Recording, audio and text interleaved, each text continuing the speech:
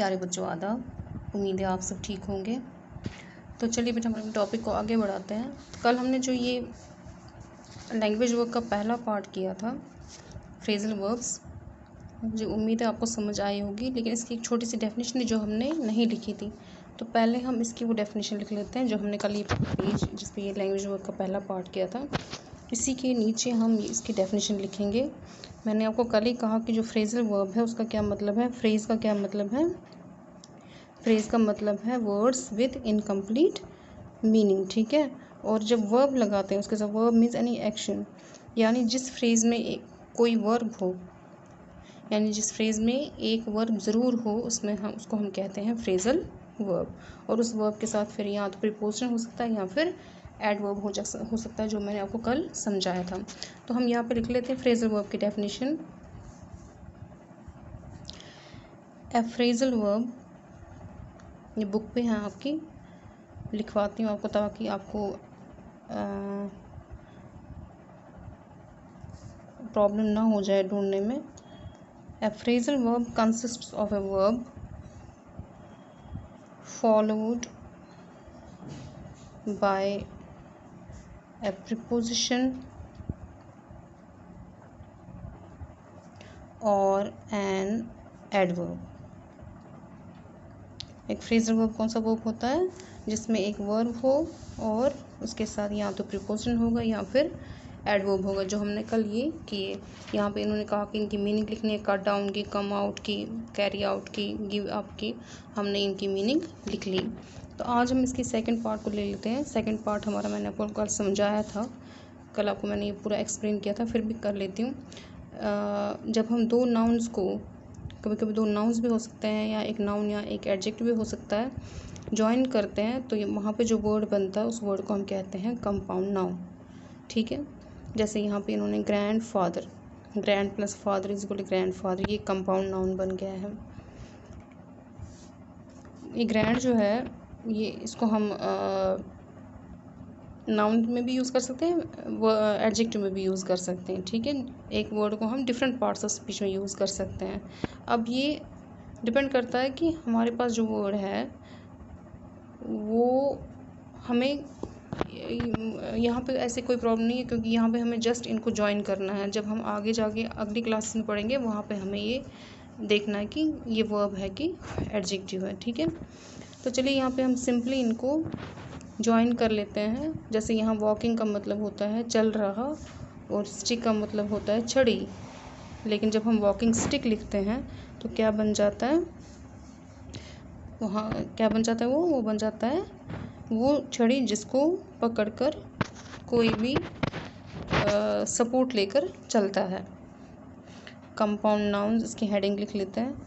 इसमें पहला है हमारा वॉकिंग प्लस स्टिक, ठीक है। वॉकिंग स्टिक का हो गया वॉकिंग स्टिक,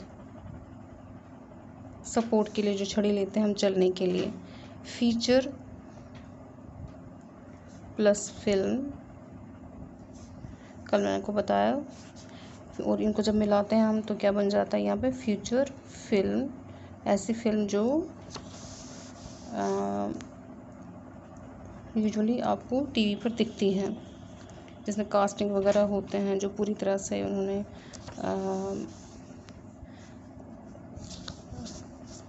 हर एक बात ध्यान में रख के बनाई होती है। उसी तरह है ब्लड, ब्लड प्लस प्रेशर, ये बन जाता है ब्लड प्रेशर। चौथा है कॉटन प्लस रूल, हो गया कॉटन रूल। पांचवा है फ्लावर प्लस वास, यानी फ्लावर वास। सिक्स्थ हमारा है वाइल्ड प्लस लाइफ, ये बन जाएगा वाइल्ड लाइफ। और लास्ट है सेवंथ वाला बेड प्लस रूम, ये बन जाएगा बेडरूम, ठीक है। ये हमारा सेकंड पार्ट है। अब हमें हमारे थर्ड पार्ट की तरफ जाना है।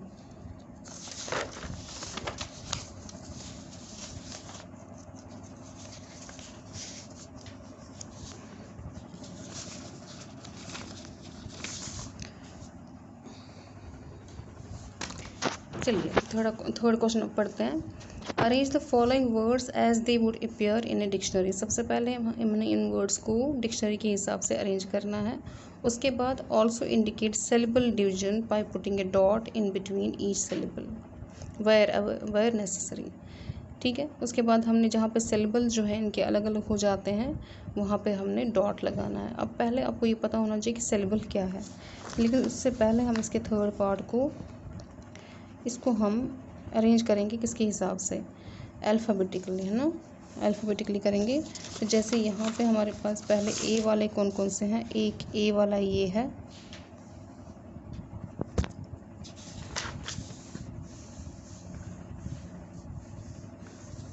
अभी यहाँ पे एक ही ए वाला है तो यहाँ पे लिख लेंगे हम इसमें पहला हमारा है एरोप्लेन।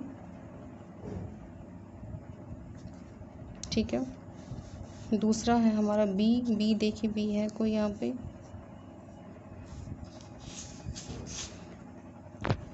आप ऐसा कीजिए इसको आप कल करके लाइएगा तो मैं फिर आपको इसके सिलेबल्स के जो है वो कैसे डिवाइड करना है सिलेबल्स में वो मैं आपको बताऊंगी। ठीक है, तो इसी का फोर्थ पार्ट है यहाँ पे जो हमने कल किया था कि हम अपने रिलेटिव्स जो है उनको क्या नाम देते हैं। जैसे इंग्लिश में सबको कज़न कहते हैं, अंकल कहते हैं या क्या कहते हैं, लेकिन हमारी ज़ुबान में जो है उनको अलग अलग नामों से बुलाया जाता है। जैसे सिस्टर्स हस्बैंड जो है, बहन का जो पति है उसको हम क्या कहते हैं, वाइफ्स ब्रदर यानी बीवी का भाई जो है उसको हम क्या कहते हैं। ठीक है, ये आपने अपनी लैंग्वेज में उर्दू में आप, क्योंकि आपकी उर्दू लैंग्वेज तो आप उर्दू में लिखोगे।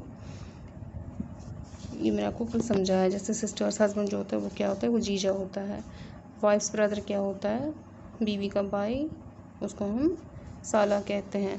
मदर्स ब्रदर हो गया मामा, मदर्स ब्रदर सन हो गया मेरा भाई। फादर्स ब्रदर हो गया अंकल यानी चाचा। फादर्स मदर हो गई ग्रैंड मदर यानी दादी। मदर्स मदर हो गई नानी। अब हम ग्रामर वर्क की तरफ चलते हैं। ग्रामर वर्क में यहाँ पे ये कह रहा है, ये आप कल करके लाइएगा अल्फ़ाबेटिकली, इसको आप अरेंज करके लाइएगा। कल मैं आपको ये फिर उसके बाद करवाऊँगी। ठीक है, लेकिन ये काम आपको है कि आपने ए वाला जो है, पहले मैंने ए वाला देखा, बी वाला कोई है इसमें देख लीजिए। जैसे अब मुझे यहाँ पे लिख नहीं रहा, यहाँ पे है कोई बी वाला, हाँ ये बी है बस। इसके बाद बस लिखना है।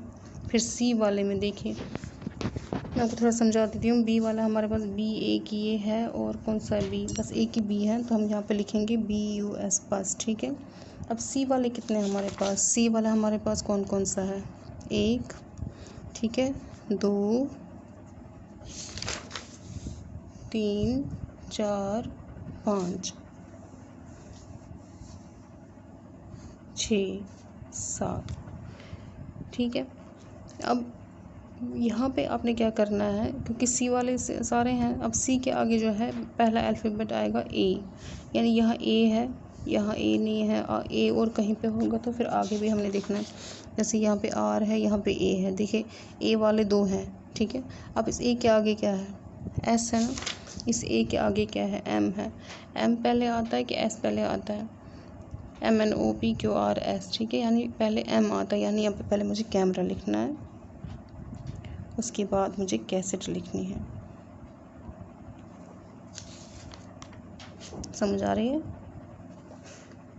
इसी के बाद आपने इसी में जो है दूसरा देखना है सी वाला ही, सी वाला यहाँ पे जैसे सी यू है, वाई है, एल है, आर है। ठीक है, इनमें से हमने पहले देखना है आर आता है कि एल आता है कि ये वाई आता है। जो पहले आता है उसी को हमने पहले यहाँ पे लिखना है। ये आप खुद कर लीजिएगा, मैं आपको कल ये समझाऊंगी। तो चलिए हम आगे चलते ग्रामर वर्क की तरफ। कहता है study the underline words in the following sentences. The Arabs buried their daughters alive.